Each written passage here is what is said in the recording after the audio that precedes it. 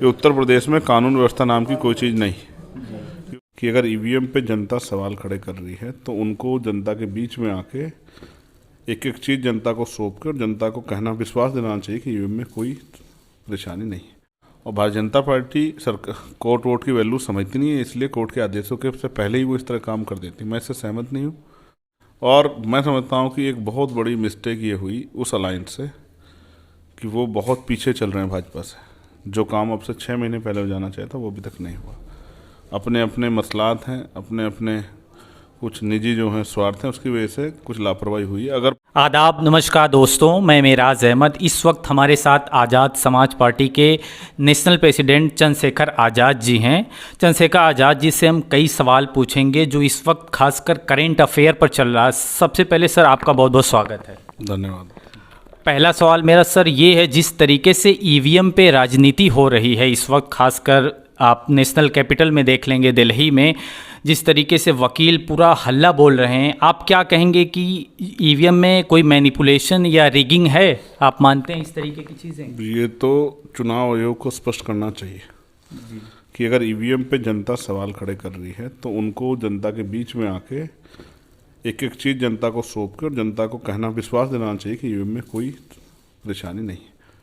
अगर चुनाव आयोग ये कहता है कि भाई आप लोग साबित करो, तो ये चुनाव आयोग बहुत बड़ी मिस्टेक कर रहा है। चुनाव आयोग को स्पष्ट करना चाहिए। जैसे अगर आप कोई क्राइम कर रहे हो और मैं कह रहा हूँ आप क्राइम करो तो आपको स्पष्टीकरण देना चाहिए। ये स्पष्टीकरण चुनाव आयोग को देना चाहिए कि जब जनता चुनाव आयोग से अपील कर रही है कि भाई ईवीएम को हटा दो, तो वो जबरदस्ती ईवीएम को क्यों थोप रहे हैं।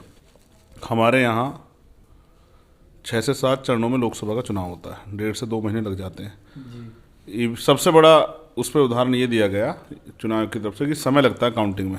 जब हम 1.5 महीना चुनाव के रिजल्ट के लिए इंतजार करते हैं तो 2 दिन और इंतजार कर लेंगे।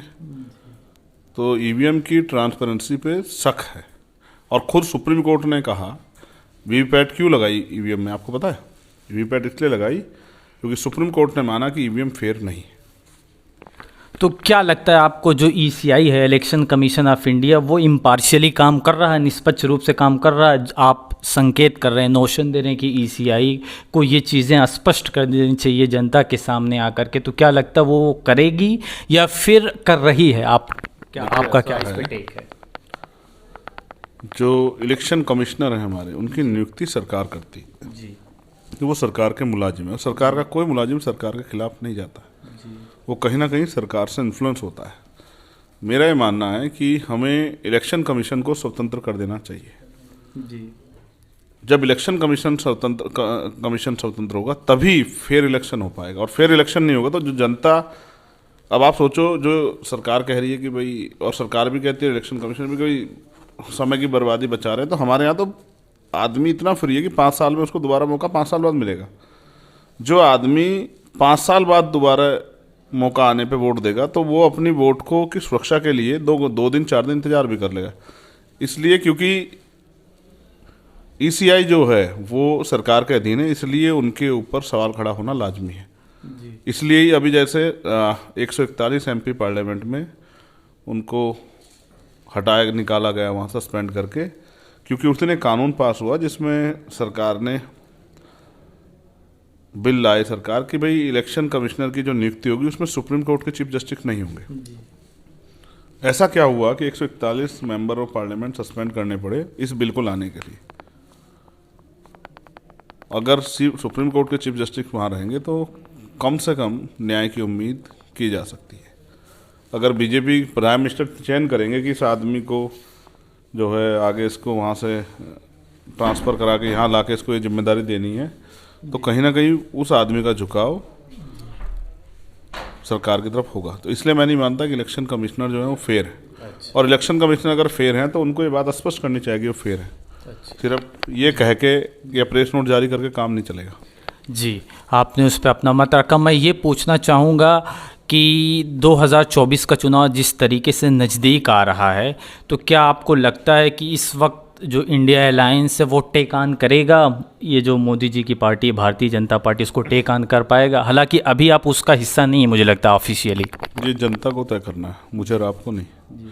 आपकी वोट की वैल्यू इतनी, मेरी वैल्यू है इतनी है, एक ही काउंट होगी। जनता को तय करना है। और मैं समझता हूँ कि एक बहुत बड़ी मिस्टेक ये हुई उस अलायंस से कि वो बहुत पीछे चल रहे हैं भाजपा से। जो काम अब से 6 महीने पहले हो जाना चाहिए था वो अभी तक नहीं हुआ।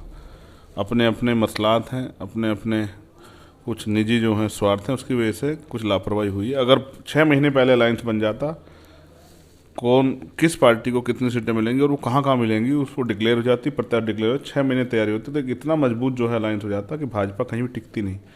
लेकिन अभी तो ये भी नहीं पता कि कौन पार्टी उसमें रहेगी, कौन पार्टी चली जाएगी, किस पार्टी को कितनी सीट मिलेगी, कहाँ मिलेगी, प्रत्याशी कौन होगा, तैयारी कैसे होगी। अब तो जनता के ऊपर है। जितना हम लोग जनता को जागरूक कर सकें उतना ही मुझे लगता है कि कामयाबी मिल सकती है। बुलडोजर राजनीति पे क्या कहेंगे सर? उत्तर प्रदेश में जिस तरीके से न्याय व्यवस्था को, चाहे तो आप ले लीजिए सुप्रीम कोर्ट है, हाई कोर्ट है, कचहरी है, जो लोकल सेशन कोर्ट्स वगैरह हैं, इनको मद्देनज़र ना रखते हुए बुलडोजर चलाना, क्या न्याय की ये सही प्रक्रिया? आप क्या इस पे सोचते हैं? मैं इस पर सहमत नहीं हूँ।